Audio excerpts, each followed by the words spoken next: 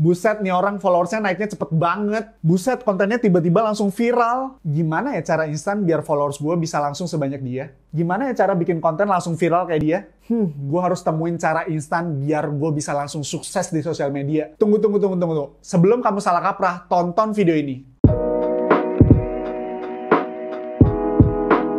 Hai guys, gue Bagas. Welcome to Home for Creators, tempat creators tumbuh bareng. Channel ini upload setiap hari Senin, Rabu, dan Jumat jam 6 sore. Kita bahas banyak hal tentang creators ekonomi, gimana caranya dapat banyak cuan dari konten, gimana caranya profesi content creator bisa gantiin pekerjaan utama kamu, dan gimana caranya punya karir sosial media yang sustainable. So, buat kamu yang mau tahu lebih banyak, klik tombol subscribe. Sebagai content creator pemula, kita sering banget bandingin diri kita sama creator-creator yang udah sukses di luar sana. Apalagi segampang scroll dan klik namanya, pencet namanya, kita lihat, followersnya udah banyak banget. Wah, dia udah sukses banget. Wah, gila, endorse-nya udah rame banget. Kontennya rame banget.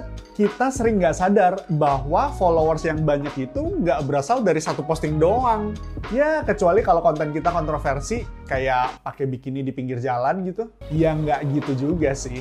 Yang kita perlu sadar bahwa pertumbuhan itu nggak terjadi cuma hanya dalam satu malam doang. Rasanya ekspektasi itu terlalu nggak realistis buat kita. Yang bisa kayak gitu cuma Candi Prambanan lagi. Nah, gue mau kasih beberapa tips yang banyak orang nggak lakuin, padahal ini bisa membantu akun kamu bertumbuh. Yang pertama, build habit first. Percuma udah dengerin banyak hacks, tips kembangin akun Instagram, tahu kapan jam posting, dan sebagainya, tapi nggak dipraktekin juga. Padahal, tips terbaik adalah sesimpel konsisten posting.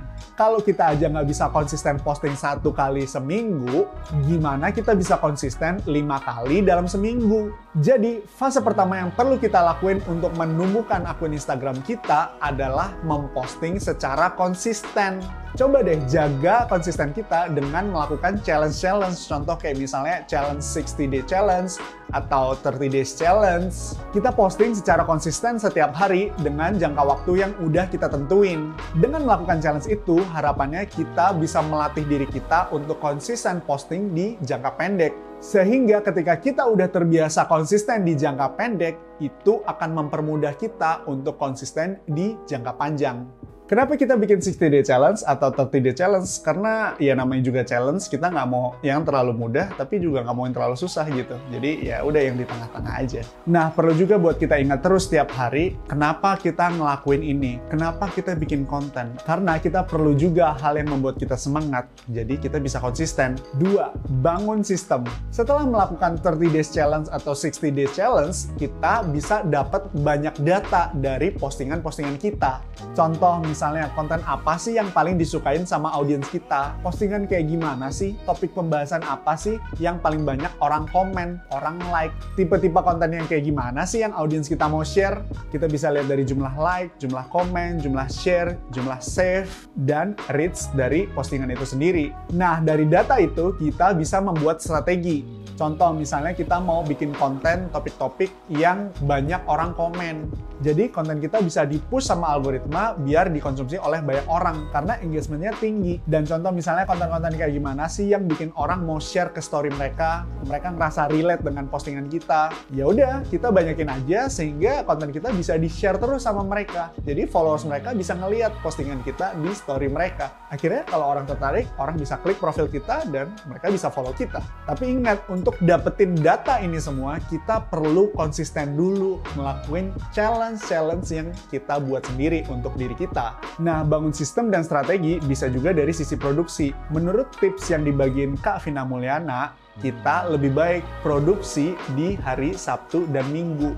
Jadi ketika hari Senin, Selasa, Rabu, dan Jumat sampai seterusnya kita tinggal upload aja. Jadi kita masih bisa bekerja full time, kita tinggal upload video-video kita. Nah, jangan lupa di hari-hari weekday ketika kita nggak produksi konten, kita tetap perlu nampung konten-konten, ide-ide, dan dicatat.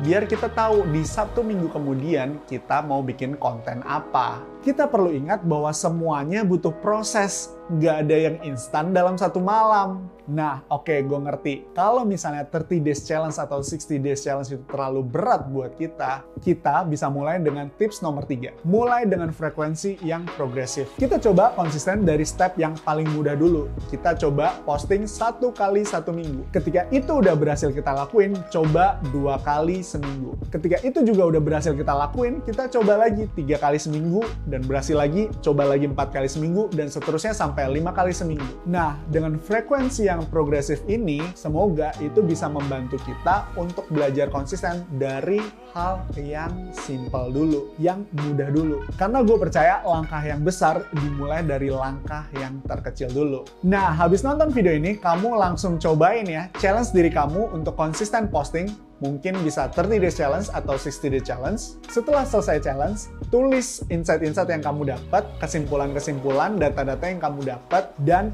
bikin strateginya. Setelah bikin strategi dan tahu persis apa yang harus kamu lakukan, mulai dan testing lagi dengan challenge diri kamu lagi. Lakuin 30 days challenge atau 60 days challenge, tapi bedanya dari sebelumnya, sekarang kamu pakai strategi yang udah kamu buat. Harapannya ketika kamu lakuin challenge ini dengan strategi, kamu bisa bikin konten-konten yang tajam dan tepat sasaran ke audiens kamu.